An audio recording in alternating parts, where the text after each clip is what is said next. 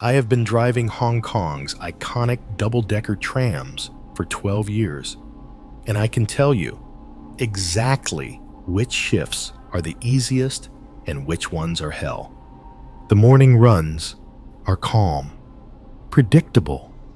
The evening rush hour is chaos, packed with impatient office workers and tourists clinging to their shopping bags.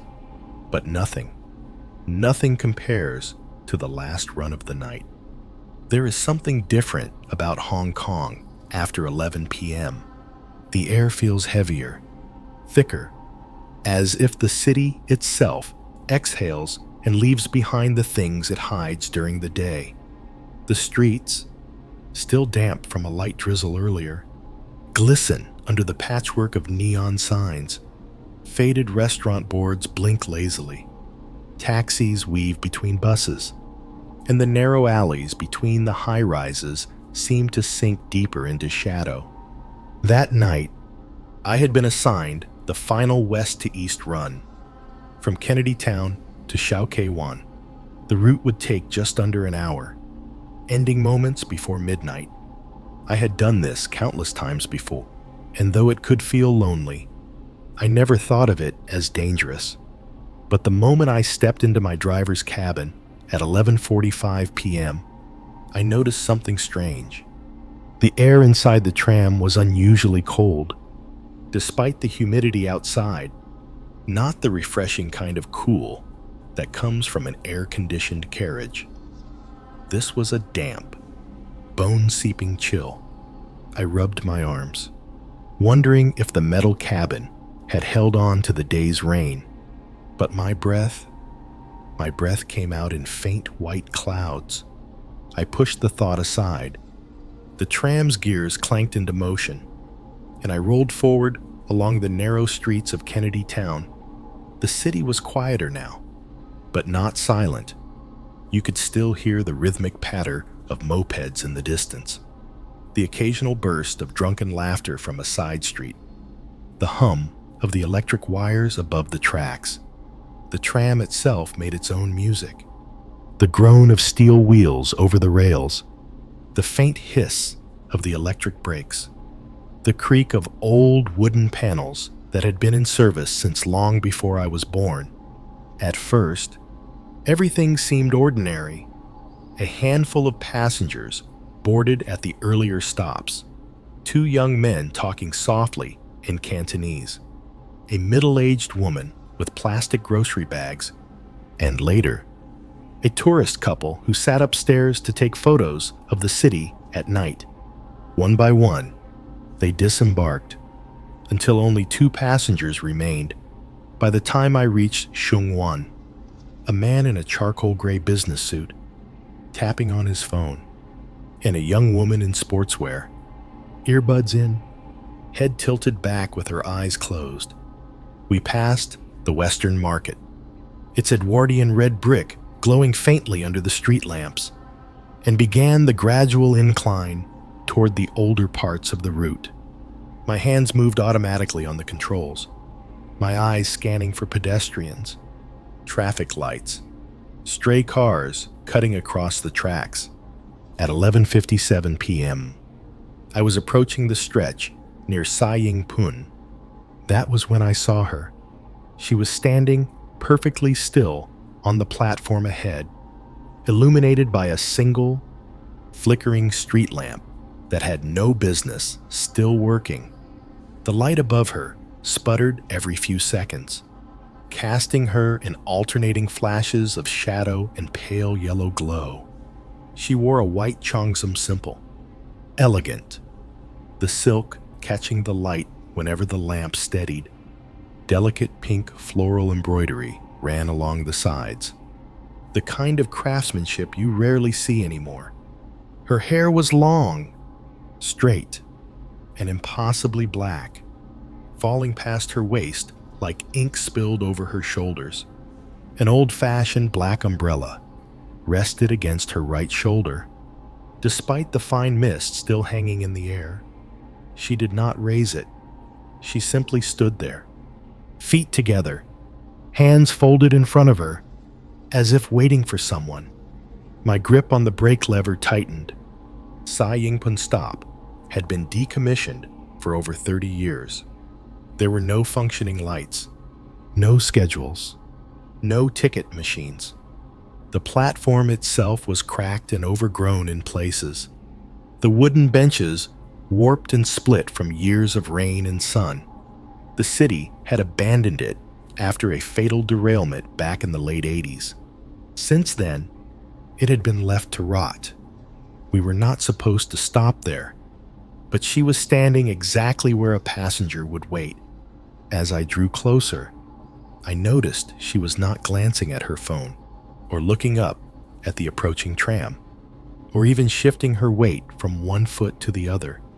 She was completely motionless, her chin tilted slightly downward, her face hidden just enough under the shadow of her umbrella that I could not make out her eyes.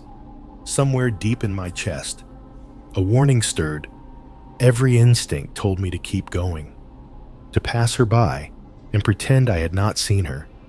But my hands, without any conscious decision, slid the brake lever back. The tram screeched to a slow, reluctant halt, the metallic whine echoing in the empty street. My heart thudded against my ribs. The doors hissed open. She stepped aboard. Her heels made no sound on the wet floor, her movement smooth and unhurried. She did not acknowledge me, did not glance in my direction, did not produce any form of payment. She simply walked toward the very back row of the lower deck and sat down. As she passed, a faint scent reached me. Jasmine, sweet, floral. But underneath it was something else, something metallic, a coppery tang that clung to the back of my throat. I told myself it was just my imagination. I closed the doors, pushed the lever forward, and the tram rolled on into the night. But in the reflection of the driver's rearview mirror, I could see her shape still, silent, her head tilted ever so slightly to one side, and I could have sworn, in the flicker of the cabin light, that her lips were moving. The wheels grumbled against the rails as the tram eased forward, and I tried to pretend nothing had happened. I tried to believe I had simply picked up a late passenger at a stop that should not exist. I focused on the track ahead, on the traffic lights, on the next gentle curve of the line. Routine is a lifeline in this job. You cling to it the way a sailor clings to a rope in high seas, but routine frayed under the sound of my own breath. The cabin's glass reflected the lower deck behind me. I could see the woman in the white cheongsam sitting perfectly still in the back row. Her posture was formal, back straight, hands folded neatly in her lap, as if she were at a funeral she did not wish to disturb. The lamp above her sputtered, stuttered, steadied, and each time it did, the sheen of her silk dress softly pulsed like the surface of a calm harbor. I checked the mirror again. Her head was slightly bowed. The shadow from the umbrella that she had set gently against the seat created a crescent that hid her eyes. Eyes are everything. You can tell if someone is going to cause trouble by their eyes. You can tell if someone is lost, drunk, angry, unstable. You can tell if someone is about to ask a question. With her, I could tell nothing. We rattled past a cluster of shuttered shops whose metal grates had been spray painted years ago and never cleaned. An old bakery sign, hand-lettered and sun-faded, leaned crooked over a doorway like a tired shoulder. A stray dog trotted along the curb, paused to look at the tram, then vanished into an alley. The city was not sleeping. It was only turning its face to the wall and pretending to sleep. At 11:58 p.m., I reached for the radio toggle out of habit.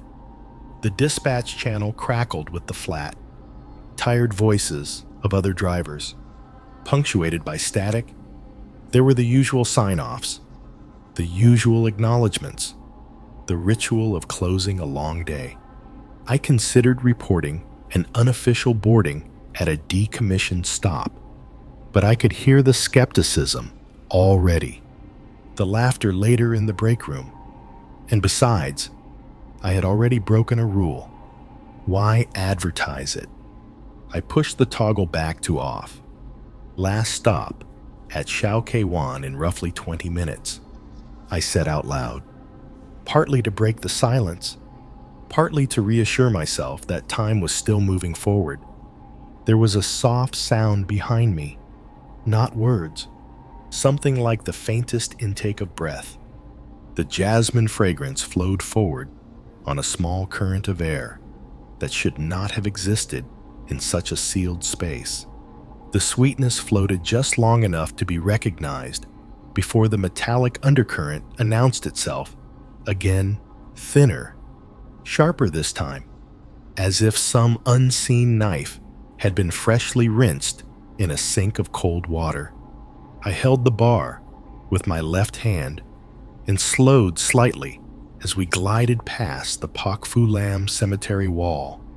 Even at night, the stone terraces looked pale, layered into the hill like thin pages of a book, fanned by a careful hand. Names and dates, names and dates. A geography of grief written into stone, rising in quiet tears above the road. In the mirror, a small motion. Her hand moved, just a fraction, as if she were testing the weight of her own wrist. I told myself she was adjusting her sleeve. The tram jolted lightly as we passed over a rail joint that has never been properly aligned. The sound is usually a bright, clean clack. Tonight, it rang dull, as if muffled by cloth. The lights dimmed for a heartbeat, and in the glass, I saw her lips form a shape that could have been a syllable. I could not hear a voice, only the idea of one. Miss? I tried, keeping my tone neutral, professional. If you need to disembark, please signal before the next stop. She did not lift her head. The businessman in the charcoal suit glanced up from his phone. He had moved to the seat closest to the central exit and now stared at the reflection as well. He looked at me as if to confirm we were both seeing the same thing, then looked away, uneasy. The young woman in sportswear had pulled her hood over her hair and seemed asleep, though her foot occasionally tapped some internal rhythm. We took the gentle bend near a row of banyans whose roots have always frightened me. The way they descend and grip the earth like 100 thin hands reaching for purchase. The branches shook softly, shedding droplets that hit the roof with a sound like pinpricks. I have always liked rain. It is a drummer who knows when to step back and let the melody carry. But tonight, the rain felt like fingertips counting. In the reflection, the woman's head lifted an inch, then another. The lamplight skimmed her cheekbone and the bridge of her nose. Her lips did not look painted, and yet they held a color that seemed unwilling to fade. She tilted left, listening to something that was not audible to the rest of us. I realized I was holding my breath. I let it out slowly, and the glass clouded with a small ghost that quickly evaporated. The cold inside the cabin had deepened. I rubbed my hands together, and the friction made no heat. "Excuse me," the businessman finally said, voice tentative, pitched toward me though he did not stand. "Is that stop decommissioned?" I said quickly. "Yeah." "It is not on any active route." He nodded, swallowing.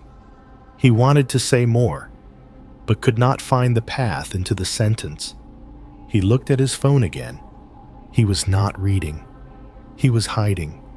We approached the central stretch where the rails run straighter and the street opens up into a sliver of generous space, the kind that makes you realize how cramped everything else is. Taxis idled at the curb in a miniature line, their drivers bent over warm foam cups.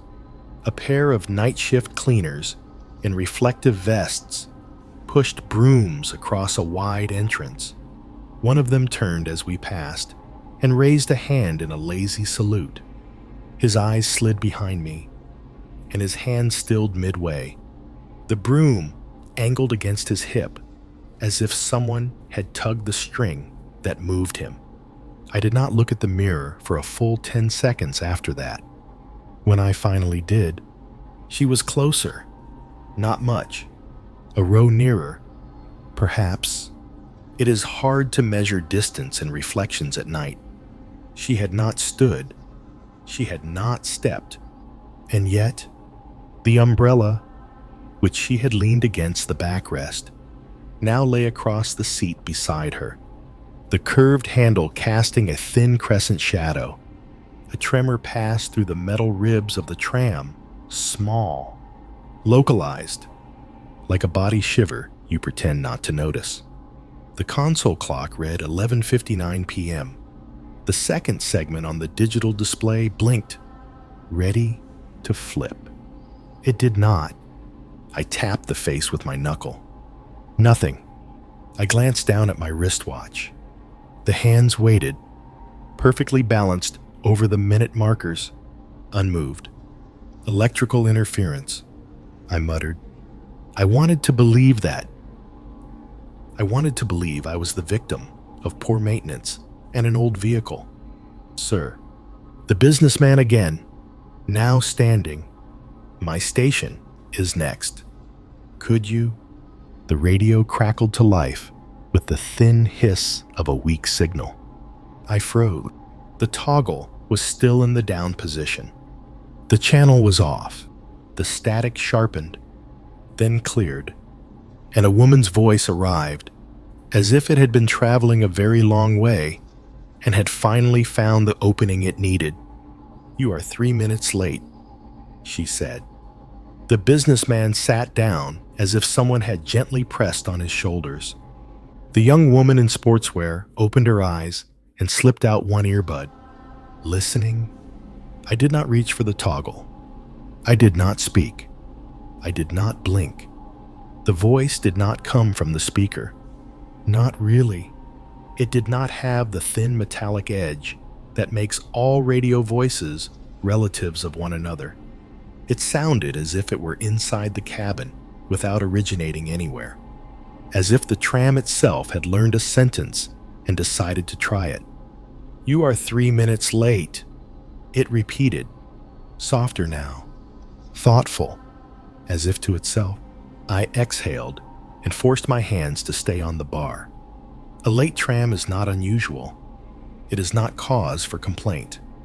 But there was no complaint in that sentence, only a ledger entry, a mark in a book no one else carried. "Next stop, in 2 minutes," I said, louder than necessary. "Prepare to disembark." We rolled through a patch of road newly resurfaced and too smooth. The sudden lack of vibration made me feel like we had slipped off the rails and were floating. The city wavered on both sides, neon washed into improbable colors by the film of rain. A billboard for a jewelry chain threw a gentle pulse of light through the cabin. The pulse reached the back row and turned her silk dress momentarily blue, then green, then the white of burial paper. I should have braked then. I should have opened the doors and let the night swallow whatever it wanted. Instead, I maintained speed, clinging to the logic of schedules. Schedules are simple. Schedules are an incantation.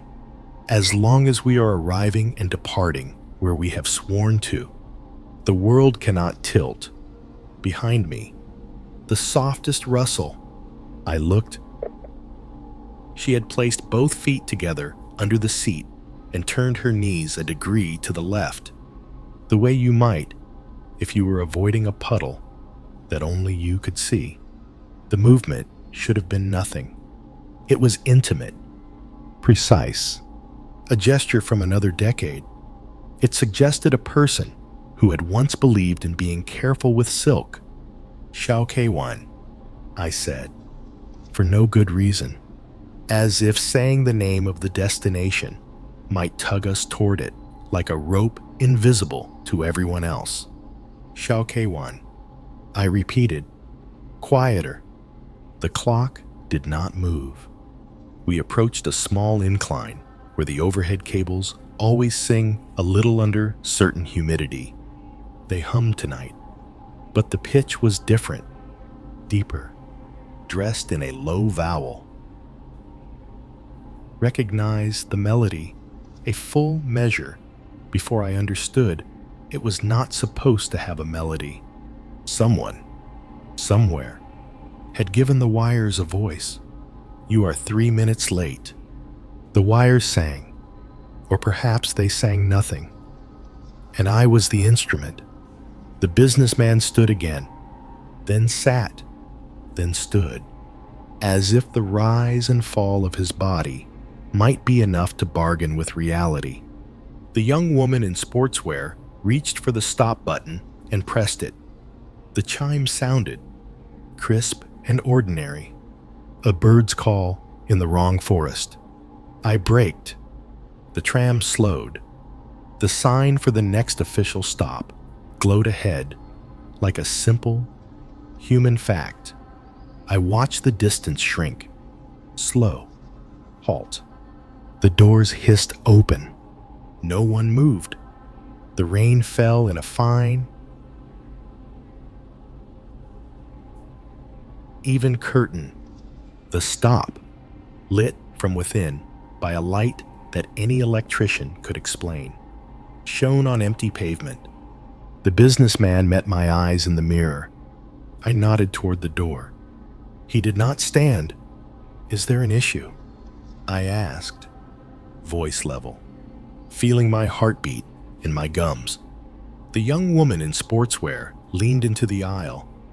The earbud wire traced a white line over her shoulder like a question. Where are we? I blinked. Next stop, Whitty Street. She frowned. It does not look like Whitty Street. I considered telling her that everything looks different in rain, in tiredness, in the last 2 minutes before midnight. Instead, I watched the sign. The letters were exactly as they should be. My teeth hurt. I realized I had been clenching my jaw for several minutes. The businessman finally rose, briefcase in hand. He took one step toward the doors. The air in the cabin cooled another degree. Jasmine lifted, then thinned into the metal note. In the reflection, the woman's head turned a fraction, not toward him, toward the window, toward the dark outside that was busy with nothing. Her lips moved, making the shape of an old syllable. The businessman hesitated, adjusted his tie, and took another step. Do not, said the woman's voice, though her mouth had not opened. He stopped, as if he had reached the edge of a step he could not see. He turned slowly toward the back row, toward that crescent of shadow where her eyes were not.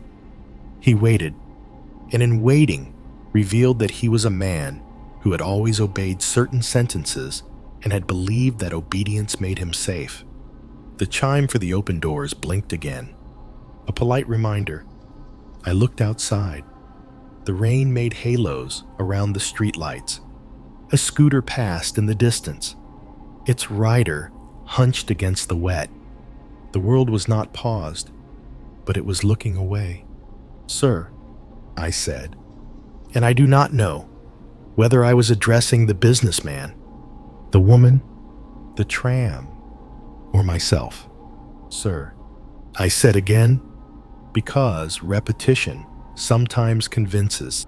The businessman stepped backward, not forward. The doors remained open. The cabin grew colder still. and a thin line of condensation drew itself across the inside of the windshield like a vein rising under skin. I closed the doors. A small sound came from the back row then. Not a word. The softest click, as if a bead had been counted. The umbrella rolled a fraction and stopped as if a fingertip had checked it. We moved on. The city reshaped itself around the decision. Buildings that had been near were now far. Streets that had been certain were now questions with wet punctuation. The rails ran straight, and yet I felt the geometry of our travel bend. By a degree so slight, most instruments would ignore it. At 11:59 p.m., the second segment on the digital clock blinked again, failed again, began again, failed again. A human body would call that phenomenon breath. The clock had learned to breathe. "Are you all right?" The young woman asked me, standing now with one hand on the pole.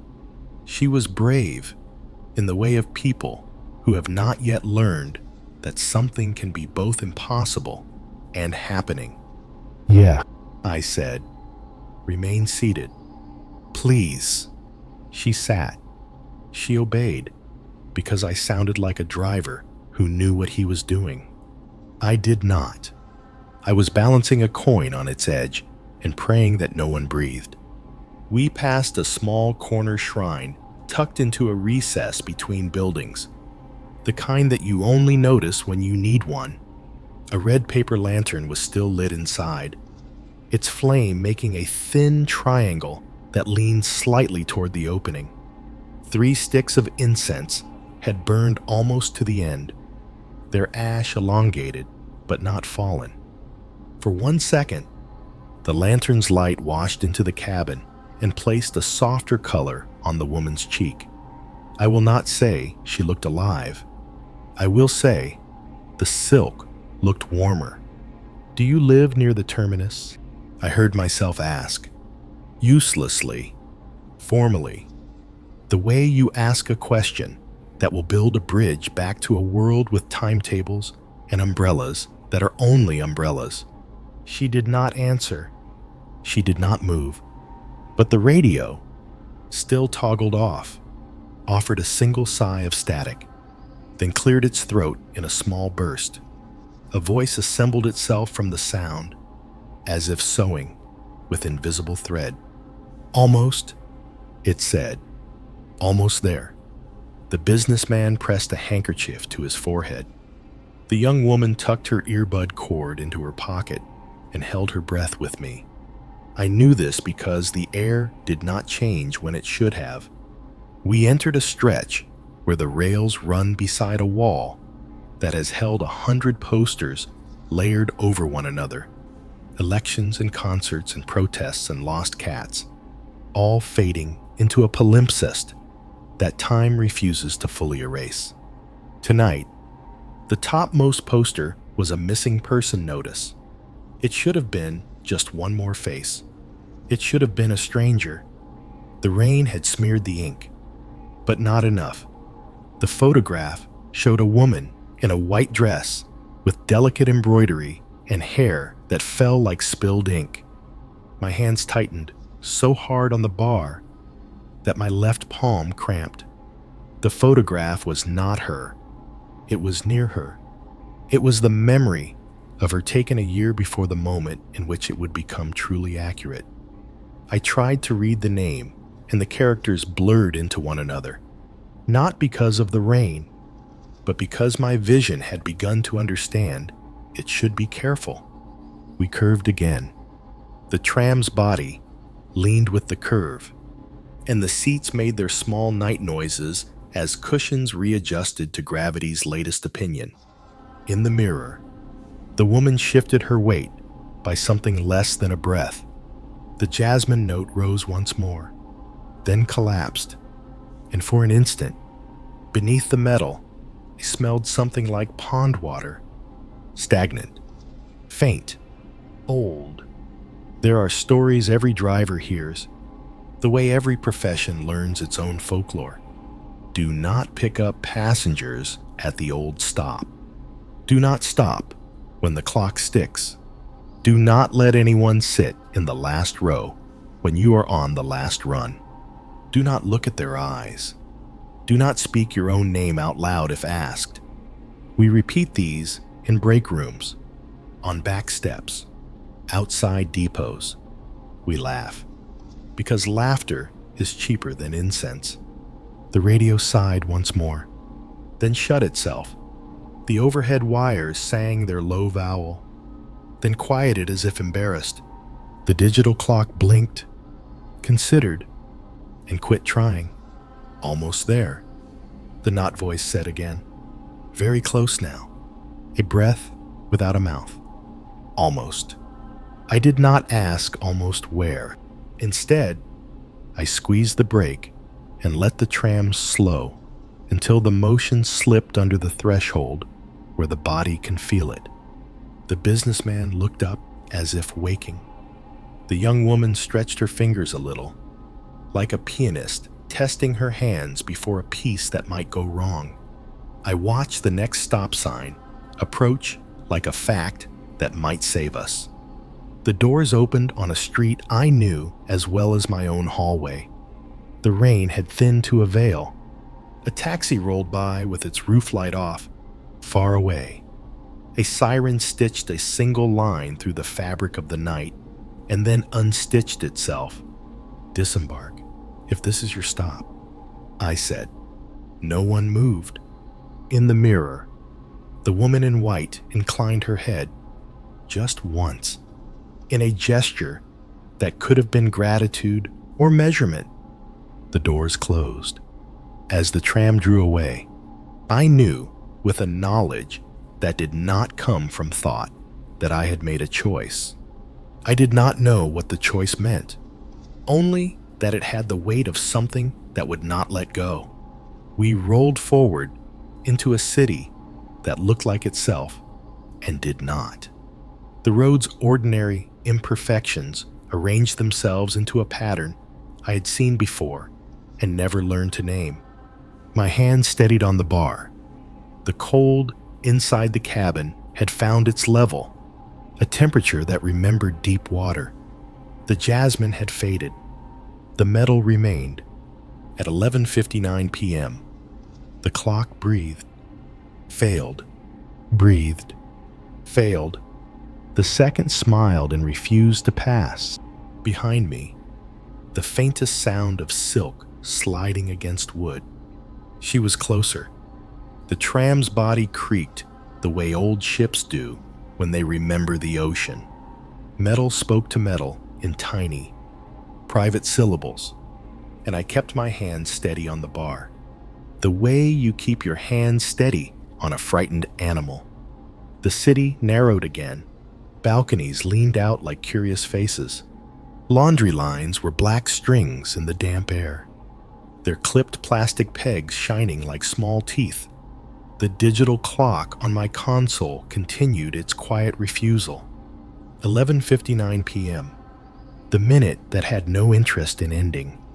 I listened for the tick that never came and heard instead the low hush of the overhead wires, the hymn they sing when the humidity is right and time is wrong. A thin ripple trembled through the cabin speakers. The toggle remained down. The channel remained off.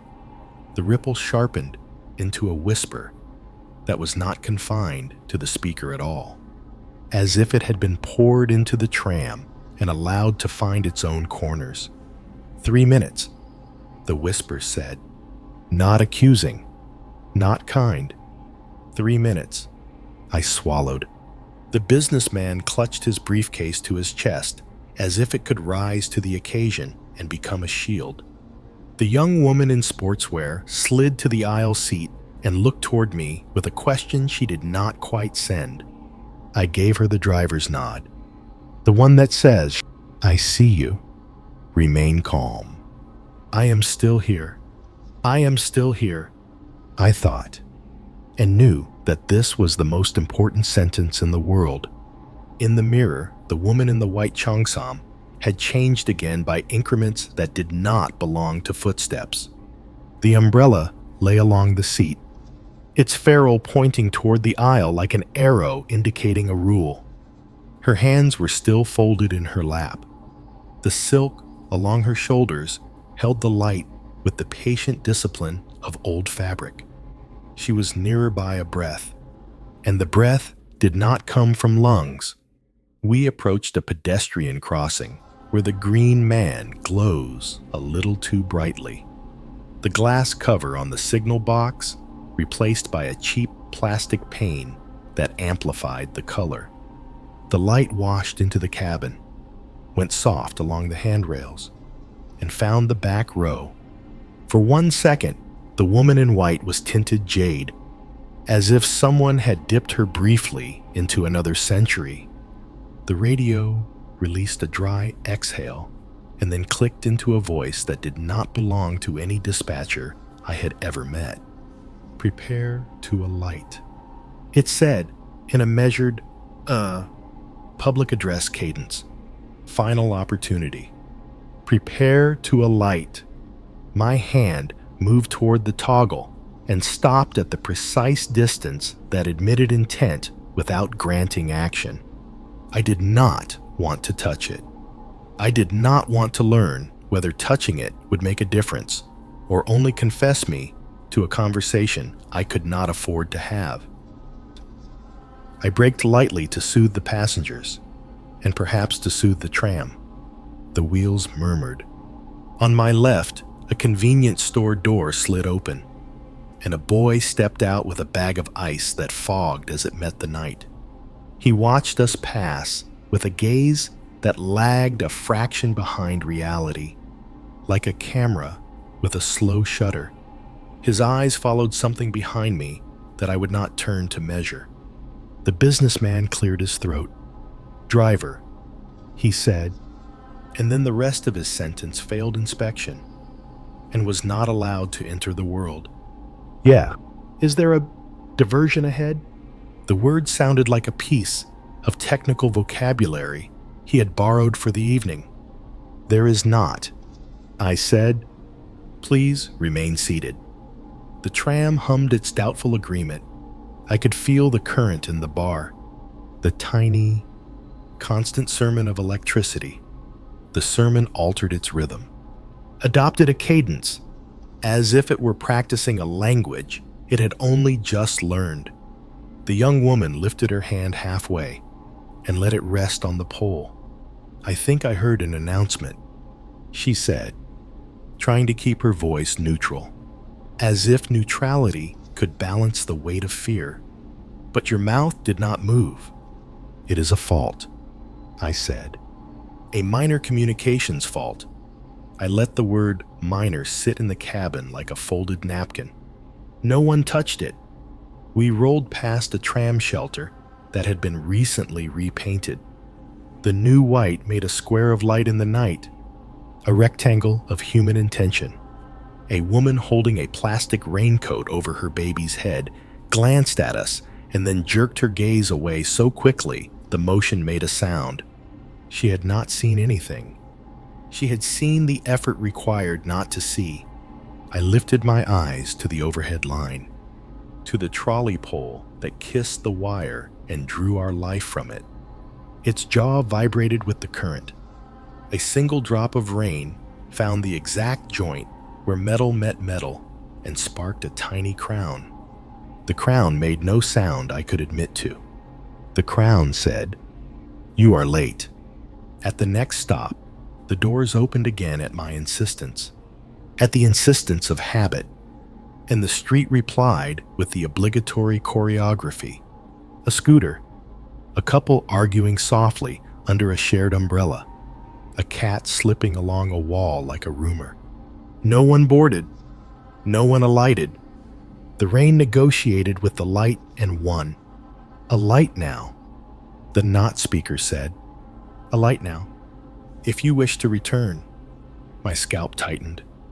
The sentence fell into the cabin with the calm of a teacher who has asked a question many times and expects to ask it again. "Return where?" the young woman asked, very softly, to herself, or to me, or to the metal around her. No one answered. The answer existed in a place where sentences are unnecessary. I closed the doors. The seal hissed. The hiss continued a half second beyond its duty, as if the doors were reluctant to accept the job. We moved on. The line between present and memory thinned.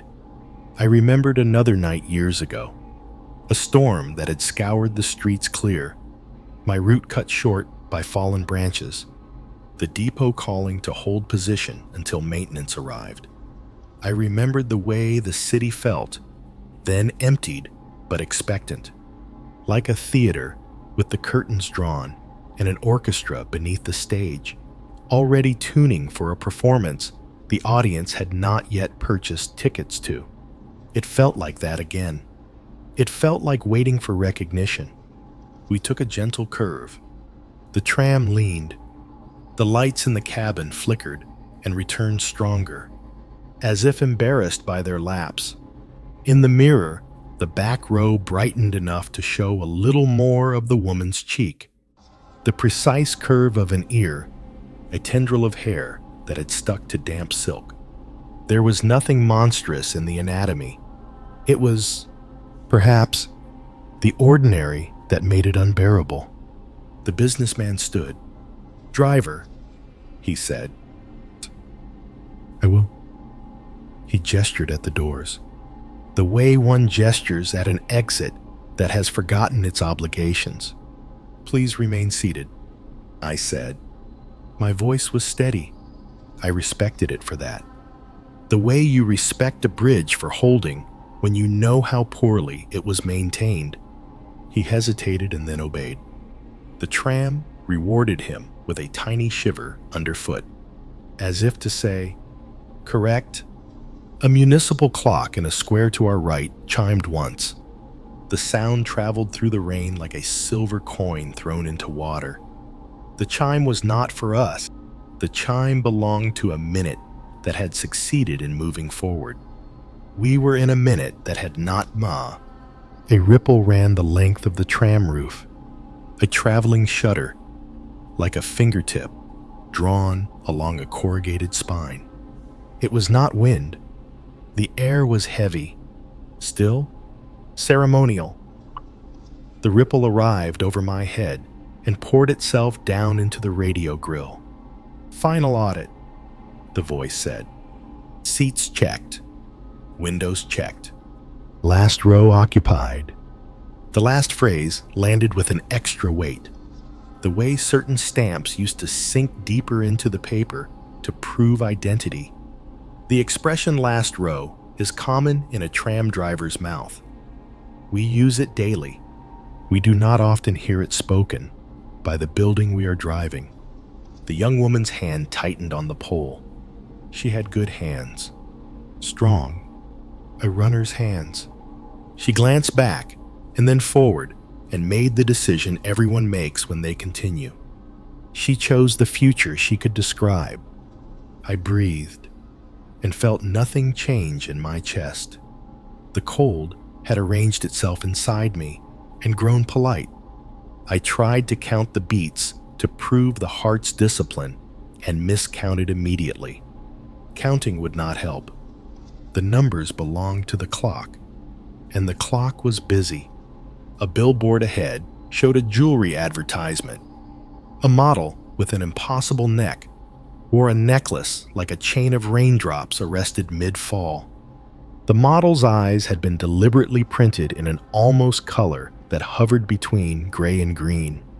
As we drew level with the billboard, the model's eyes seemed to look past the driver's cabin, past the businessman, past the young woman, and settle on the back row with a recognition that did not flatter her. The tram's brake shoes sighed as if relieved to be asked to work. I eased us down to a whisper of speed, the better to hear what would happen next. The rain thinned further and then rested, as if it had reached its own terminus and could not justify another block. The voice returned, not through speaker or wire, but through wood and glass. Do not touch the handrail. It advised, do not stand between cars. Do not stand in the aisle when the tram is in motion. Do not, under any circumstances, leave your seat when you are called. There was no second car. There was no intercar space to stand between. It did not matter. The safety litany had been borrowed from somewhere else. Another vehicle, another night, another ledger. It had traveled well. The last sentence did not belong in any litany I had ever heard. But it belonged here. The businessman whispered something into his briefcase. Perhaps a name.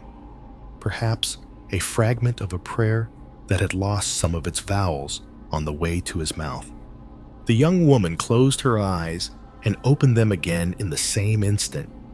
A trick of the brain that refuses to surrender continuity, even when continuity has made other plans. A tram coming the other way passed us in a wash of light.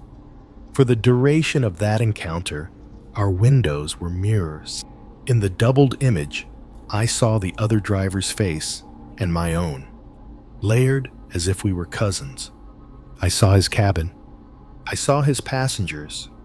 In the last row of his lower deck sat a woman in a white dress with a black umbrella on the seat beside her, and in our shared reflection, she looked up. I felt my hand slip. The bar accepted the small panic and did not translate it into motion. The other tram carried its ghost away with the inevitability of an arrow. We entered a segment of track where the sleepers, those pieces of wood that hold the rails in their geometry, have always felt closer together than they should be. The rhythm underfoot quickened, a heartbeat manufactured of iron. The sound gathered its courage and became speech-shaped. Validate, it said. Validate seating. Validate time. I am the driver, I said, absurdly, as if identity could be swapped like a seat number. I am the driver of this tram. Yes, the tram said, in the way of someone marking a box on a form. Driver present. And the destination is Shao K-Wan. The destination is Shao K-Wan. The tram agreed, and for one insane moment, relief uncoiled at the base of my skull. I had taught the night to repeat after me. I had taught it to nod. Almost there, the night said back. Not the tram this time. Something slightly to the left of it, and the relief turned into something with cold cartilage. We passed a hospital facade where the window blinds made neat white ribs. A nurse on a break stood just inside the sliding door, coffee in hand. The light behind her, a square mile of sterile clarity. She looked out and did not see us. We were a quieter story than the one her shift had given her. Driver, the businessman said, his voice clean and formal again, like a suit just back from the dry cleaner. I will get off here. There is no stop, I said, and only as I said it did I realize how true it was. We were in a street that had stops. We were in a minute that did not. He sat. The choice cost him something. I heard the cost enter the air and join the other debts hanging there. The jasmine returned in a thin, surprised thread, as if called by a name that had almost been forgotten. The metal followed, and beneath it, a dampness that had nothing to do with rain. I watched the mirror.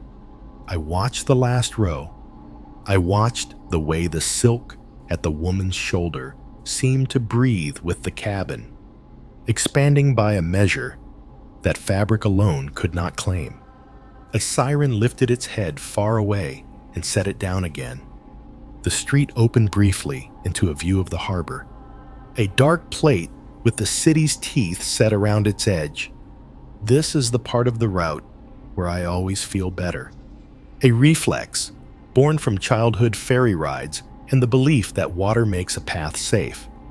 Tonight, the water was a mouth closed over a sentence. The voice, when it came again, was almost gentle. Stop when called, it said. Open when asked. Yield the last row. The sentence hung. The sentence waited. The sentence knew it had time. I adjusted my grip and felt the bar colder than the first time I had touched it. The tram obeyed my smallest request. The tram was with me, or it was biding its moment. The distinction mattered to no one who would record this.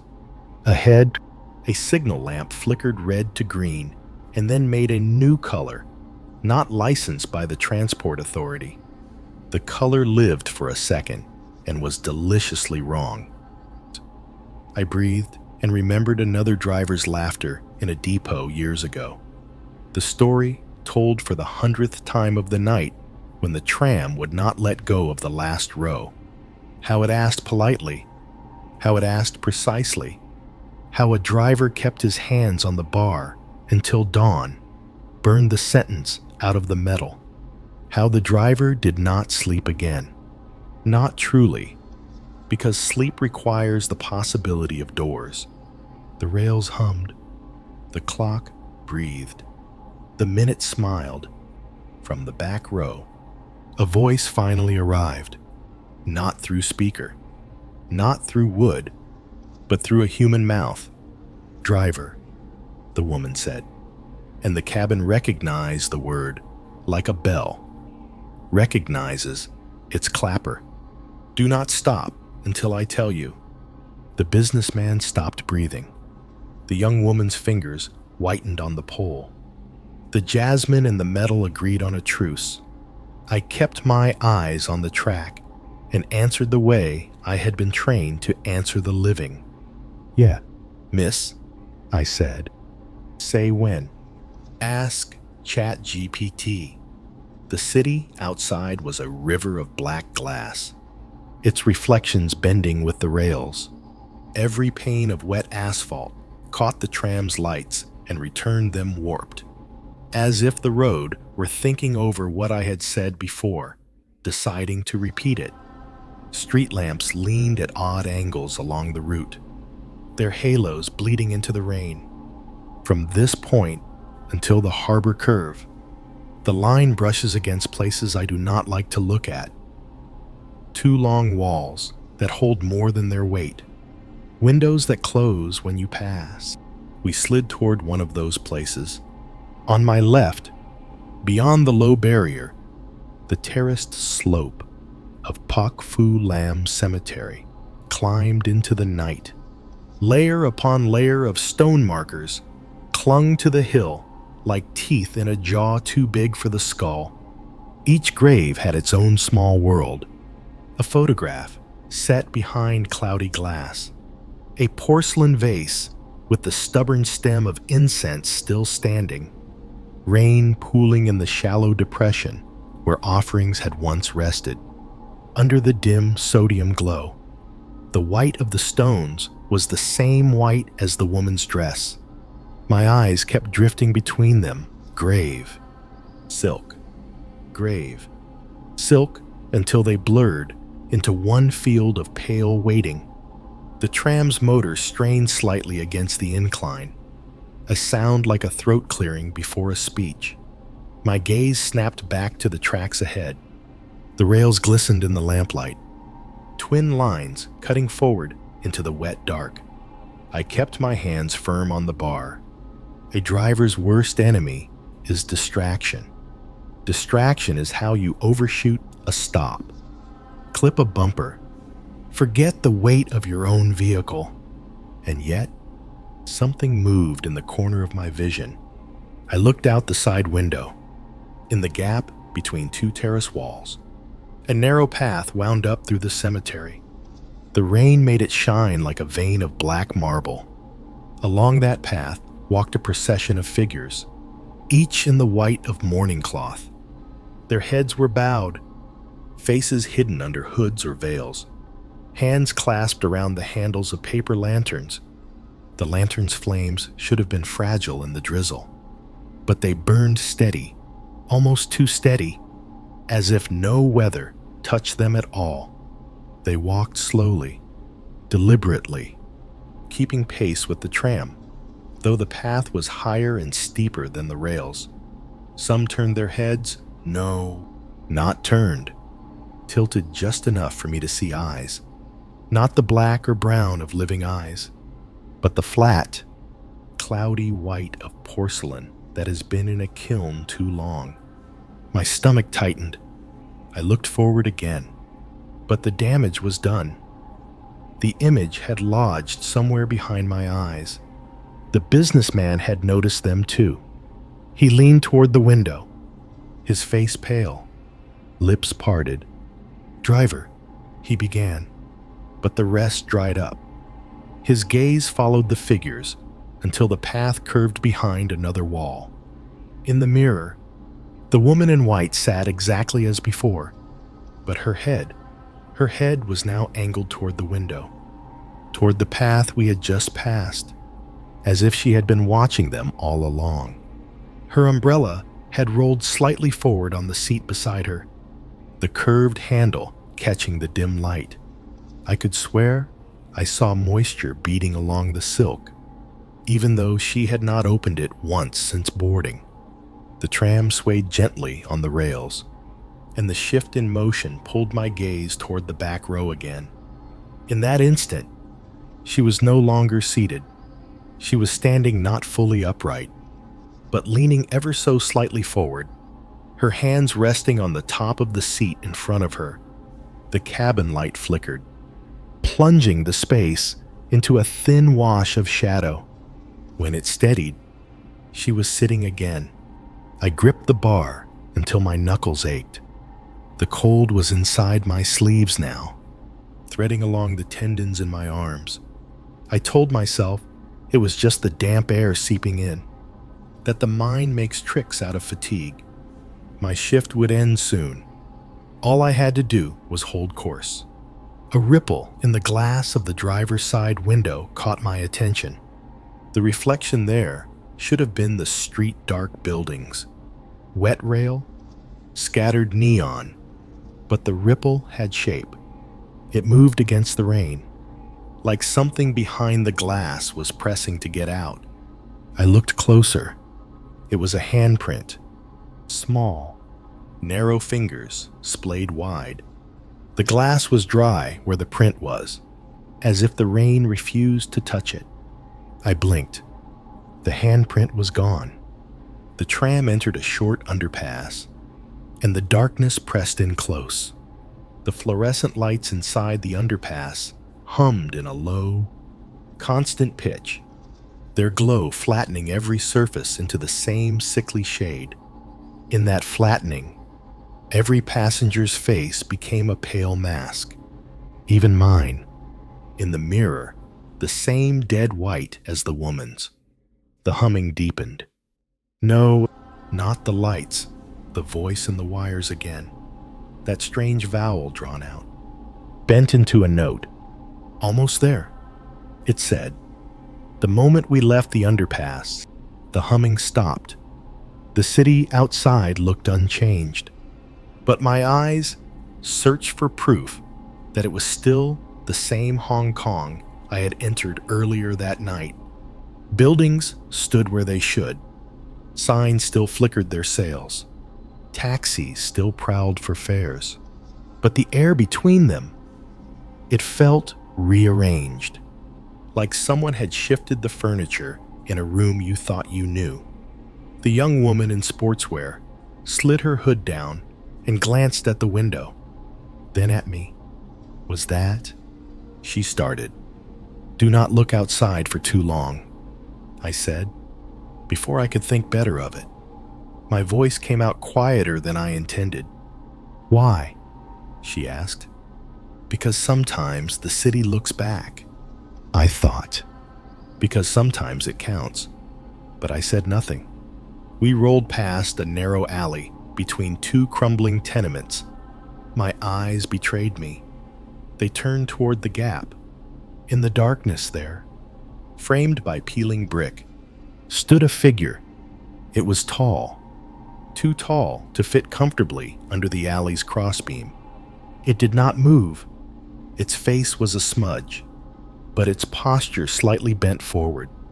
Arms at its sides carried a weight that hit me low in the chest. I blinked. The alley was empty. I checked the mirror again. The woman in the cheongsam was not at the back row anymore. She was standing directly behind the businessman, her head bent as if studying the top of his shoulder. The lights flickered again. When they steadied, she was back in her seat. The businessman's hands were gripping his briefcase so tightly the leather creaked. From the radio, that same dry exhale. Then, next stop, the voice said, "All passengers remain seated." The tram obeyed the rails. My hands obeyed the tram, and somewhere behind me, silk shifted against wood. The stretch after Pak Fu Lam has always been my favorite part of the route, a gentle downhill toward the harbor, where you can sometimes catch the smell of salt over the diesel fumes, and the street opens just enough to let you breathe.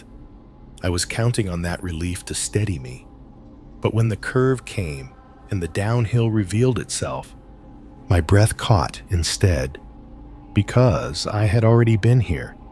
The building on the corner, pale green paint peeling in strips, a crooked metal sign in faded red characters, was the same one I had passed not 10 minutes ago.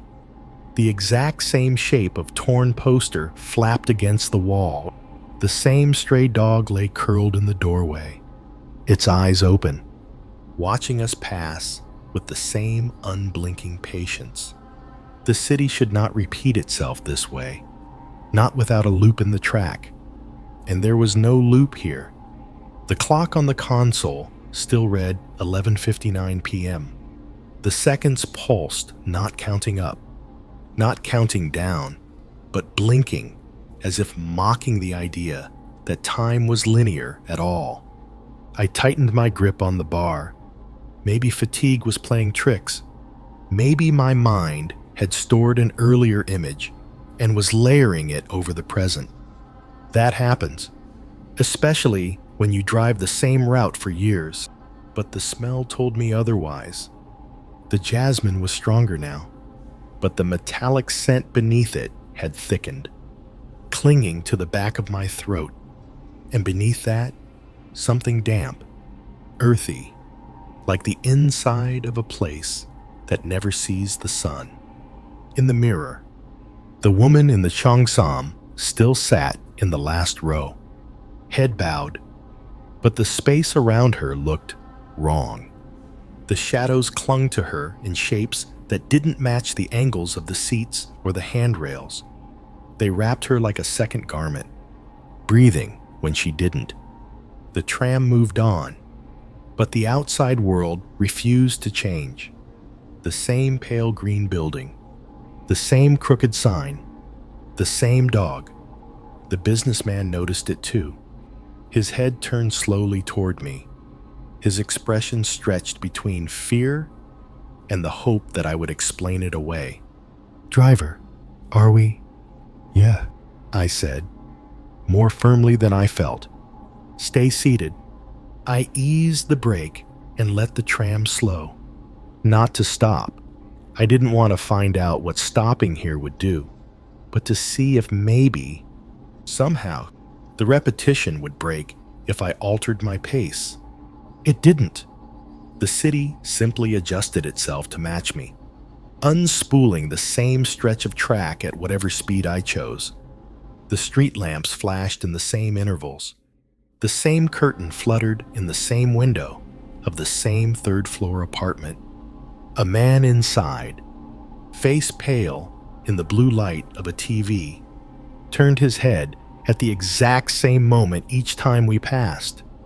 The young woman in sportswear pulled out her phone, staring at the screen as if it could anchor her. "No signal," she muttered. "It says we're not even..." She stopped. frowned deeper, then looked up at me. It says, "We're in the harbor." In the water, a bead of sweat slid down my spine, cold as the cabin air. "Turn it off," I said. "Put it away." She hesitated, then obeyed. From the radio grill came a sound like a coin rolling on wood, circling, circling, never falling. Then the voice. Route confirmed. Loop engaged. Remaining passengers. 3. The businessman stiffened. His knuckles were bone white on the briefcase handle. "What does that mean?" I didn't answer. Outside, the dog in the doorway lifted its head this time. Slowly, deliberately. Its eyes met mine through the window. They were not the eyes of a dog. They were pale and human. I jerked my gaze forward. The tram followed the rails like a body following its own spine. The humming from the wires above was lower now, almost a growl. And in the mirror, the woman in white had tilted her head, just enough for the shadows to slide and reveal the corner of her mouth. She was smiling. "Driver," she said. Her voice so soft, I wasn't sure if it had come from her throat or from the walls. "Do you know how long you've been here?" I swallowed. "We are nearly at the terminus." Her smile deepened. "Yes, nearly." The tram entered the same curve again. The same building. The same sign. The same dog standing now, its mouth slightly open, as if it had been waiting to greet me all along. The seconds on the clock blinked. Blinked. Blinked. And I began to understand. This route no longer belonged to me. The tram curved again, and the world outside obeyed its strange new law. The same building, the same sign, the same dog this time sitting, head cocked, watching me with that unsettling, human stillness. Gripped the bar so hard that the cold of the metal pressed into my bones. My reflection in the windshield looked like someone else's face, too pale, too hollow-eyed. Somewhere behind me, I heard the soft shift of silk against wood. The sound was measured, patient, like a pendulum, deciding whether to keep time or stop entirely. And then something strange happened. I remembered, not in the slow way memories usually rise, but all at once, a sharp, complete arrival in my mind, as if someone had just dropped it there. It was a story I had first heard years ago, back in my first month on the job.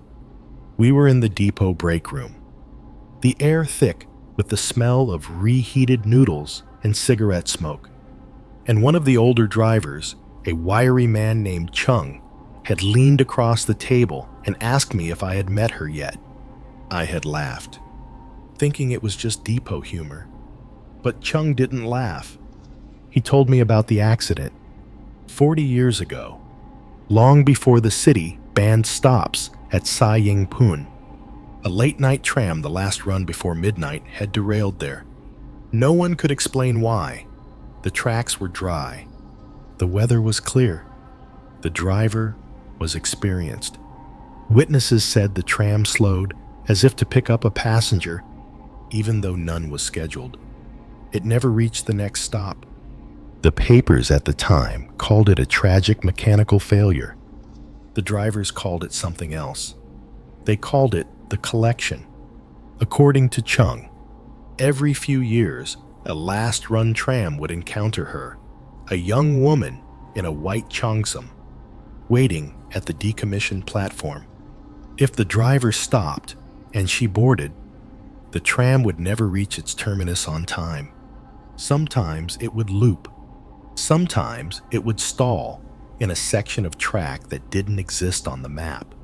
Sometimes it would be found the next morning, completely empty, the doors wide open, rain pooling on the floorboards, The rumor was always the same.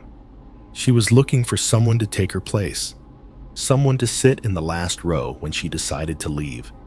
I hadn't thought about that story in years. I'd laughed it off as old driver theatrics. The kind of tale you tell rookies to see if they spook easy. But now, the memory was no longer a story told under flickering depot lights. It was here. It was breathing in the same air as me, in the mirror. She hadn't moved, but I realized something. From the moment she boarded, I had never actually seen her blink. The businessman's voice broke into my thoughts, taut with barely contained panic. "Driver, this is not the correct route anymore." "Is it?" "It is the correct rails," I said. "The route is changing." The young woman in sportswear shook her head. I've taken this tram my whole life. This is wrong. It keeps..." She stopped, glanced toward the back row, then lowered her voice. "It keeps folding back on itself." I didn't answer, because she was right. Outside, the street lamps flickered in the same sequence. The same curtain in the same apartment window fluttered at the exact same moment. And every time we came around the bend, the dog was waiting in a slightly different posture, lying down, sitting, standing, as if each loop was a frame in some slow, deliberate animation. The radio grill hissed. Then, "Loop stable. 3 passengers. 1 seat available." The words didn't belong to any system I knew. No announcement script. No automated recording. They sounded like inventory, like a report to someone or something else. The young woman's voice trembled. "1 seat." The businessman looked over his shoulder at the back row. The woman in white hadn't moved, but the umbrella beside her was now upright, its handle resting against her gloved hand. That was when another piece of Chung's story came back to me, the part he had whispered so quietly, I almost didn't catch it. "If she speaks to you directly, you will not remember the end of your shift." My stomach tightened. We rounded the bend again. The dog stood in the doorway, watching. The building, the sign, the smell of jasmine thick enough to taste. In the mirror, her head lifted, and though the shadows still veiled her eyes, I felt them lock onto mine.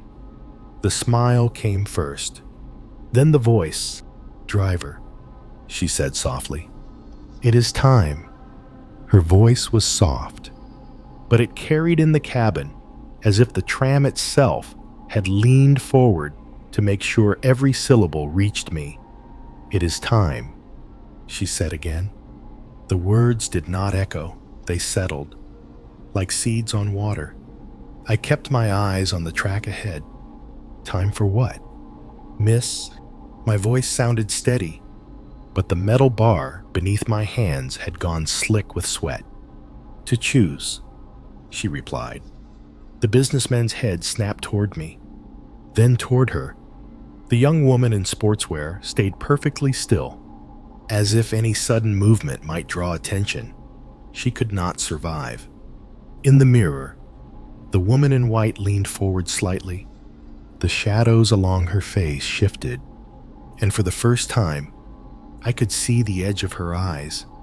They were dark, not black, but the deep brown of wet earth. Eyes you could almost believe were human, until you noticed that they reflected nothing. "You are caught," she said. "The rails are closed. The night is sealed. There is one way to open it again." I gripped the bar tighter, and that is, her lips curved in something that was not quite a smile. "Someone must take my seat." The businessman stiffened. "What does that mean?" "It means," she said, without looking at him, "that one of you must sit here all the way to the end." The young woman shook her head quickly. "No, no, we are not playing this. You already are." the woman in white said calmly. The moment the doors opened at Sai Ying Pun, the game began. Her words made my chest tighten. Sai Ying Pun? The decommissioned stop. The one Chung had told me never to stop at. The radio crackled to life. No static this time. Just the same measured, detached tone I had heard before. Seat transfer pending. Remaining time. Minimal. I do not understand, the businessman said, his voice rising. You want us to sit? She interrupted gently and remained seated until I leave. It will not be long for me. It will be forever for you. The tram swayed on the rails. The curve came again, the same building, the same crooked sign, the same dog now standing in the doorway with its head tilted back as if sniffing the rain. The smell of jasmine thickened, pressing against my temples. Driver, she said, her gaze still locked on mine in the mirror. You could end this yourself. All you must do is release the bar and walk to the last row. I felt my breath catch in my throat. If I do that, what happens? The smile widened just enough to show her teeth. You already know. The businessman clutched his briefcase as if it could anchor him to this reality. I have a family, he whispered. The young woman's voice cracked. So do I. The radio clicked again. Last row vacancy required. Terminus locked until seat is filled. My heartbeat thudded in my ears. I thought about the accident 40 years ago, about the trams found empty in the morning, doors yawning open to the wet streets. I thought about Chung's warning. If she speaks to you directly, you will not remember the end of your shift. We took the bend one more time. The building, the sign, the dog closer to the curb now, as if it might step onto the tracks. The woman in white lifted one hand, her fingers pale against the dark silk of the umbrella. She gestured toward the seat beside her. The shadows seemed to deepen around it, a hollow in the air that waited patiently. Someone will sit here, she said softly. It can be you, or it can be one of them. The young woman looked at me, eyes wide, pleading. The businessman just shook his head slowly, as if denial could build a wall. The tram rolled on. The seconds on the clock blinked, blinked, blinked, and I realized she was right about one thing. I was already playing.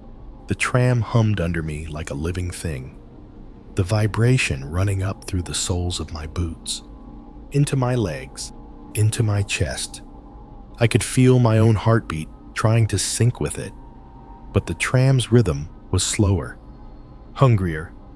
The woman in white had not moved since her invitation, but the air between us was taut. She did not need to repeat herself. The seat beside her was still empty, waiting. I knew the way. You know when you are being watched from behind a closed door, that it would not remain empty for long. We passed the same pale green building again. The same sign. The same dog now standing in the middle of the sidewalk, facing us directly, head low, eyes fixed. This time, it took one step forward as the tram went by, like a shadow peeling away from a wall. The radio crackled. Seat transfer pending. Driver may initiate. Loop integrity degrading. My grip on the bar tightened. Loop integrity degrading. What did that mean? The phrase tasted mechanical, but I knew instinctively it was not about wires or steel. It was about us. The tram was holding together, but the night itself was beginning to come apart. The businessman rose halfway from his seat, trembling. I can't. I'm getting off. There is no getting off. The woman in white said without looking at him, not until the seat is filled. He froze. Slowly, almost unwillingly, he sat back down. His breathing was fast, shallow, the sound of someone trapped in a shrinking room. The young woman in sportswear glanced at me, her voice low but fierce. "You're the driver. You have to decide." The words landed like a weight across my shoulders. I was the driver. I was supposed to know the route, protect the passengers, deliver them to the terminus.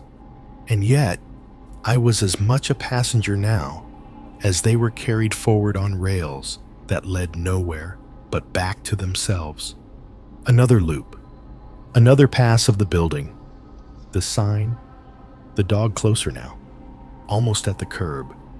Its mouth opened just slightly, and I saw teeth that did not belong to any animal I knew. The woman in white tilted her head. Her voice came soft, coaxing. "Driver, if you take the seat, you will save them both. The loop will open. You will not feel the end. Not feel the end." That should have sounded merciful. It didn't. The young woman's eyes pleaded with me. The businessman's hands clutched his briefcase like a drowning man clutches driftwood. The tram whispered under my boots. The seconds on the clock blinked, blinked, blinked. My hands felt loose on the bar. All I would have to do is let go. Walk down the aisle. Sit. The thought slid into me like a warm knife. And then movement outside. Up ahead, standing alone under the next street lamp, was a young man in a soaked hoodie, head bowed against the drizzle. He was facing the tracks, waiting, his posture loose with the kind of drunken sway that says he would board any tram that stopped. I felt my stomach drop. This was the out. The woman in white spoke again, her voice almost amused now. "Yeah, bring him aboard. Put him here." The young man under the street lamp shifted his weight. Not looking up, I realized the choice wasn't between me and my passengers anymore. It was between my passengers and him. The radio clicked once more. Final opportunity. The brakes would answer me if I asked. The doors would open if I told them to. I had seconds to decide, seconds in a night that might never end unless I handed it to someone else. I looked at the street lamp, at the man, at the seat in the last row, and then I made my choice. The brakes hissed under my hand. The tram slowed, rails singing in a long metallic sigh. The street lamp ahead swelled in the windshield, its halo bleeding into the rain. The man in the soaked hoodie still hadn't looked up. His hands were buried deep in his pockets. One foot tapped lightly, an unconscious rhythm. He didn't know he was waiting for something more than a ride. I glanced into the mirror. The woman in white sat perfectly still, her head bowed again, but I could feel her attention sharpen, like a blade angled toward the skin. The umbrella beside her was upright now, its curved handle tilted toward the aisle. An invitation. The young woman in sportswear was staring at me, her lips moving soundlessly, maybe saying don't. The businessman's eyes were fixed on the floor, as if refusing to witness would erase him from consideration. The tram came to a stop. The doors opened with their familiar hiss. Rain swept in, curling around my ankles. The smell of jasmine surged forward, wrapped in something colder. I could feel all of them waiting. The woman in white, the man outside, the two passengers who knew the rules, now without ever hearing them spoken. One step forward from the street lamp. Still no eye contact. Bored. The woman in white said softly. It was not a request. The young man's foot touched the first step. The businessman flinched. The young woman's hand flew to her mouth. The tram's clock blinked. Blinked. Blinked. And then, the doors closed. The rails groaned as we pulled away. I kept my eyes on the track ahead. I did not look at the mirror. Somewhere behind me, silk brushed against wood. A slow, deliberate movement, like someone settling more comfortably into a seat. The city resumed itself, the loops dissolving, new streets sliding into place as if they had always been there. The clock ticked over to 12:01 a.m.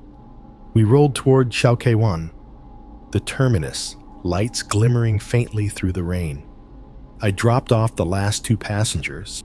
They left quickly, without looking back. When I parked the tram in the depot and stepped into the cool air of the empty yard, I realized I couldn't remember the exact moment the woman in white had left. I only knew the last row was empty again, and when I walked past it, the cushion was still warm. If you ever ride the last tram before midnight in Hong Kong, never sit in the last row. And if you see someone in white waiting at a stop that shouldn't exist, keep driving.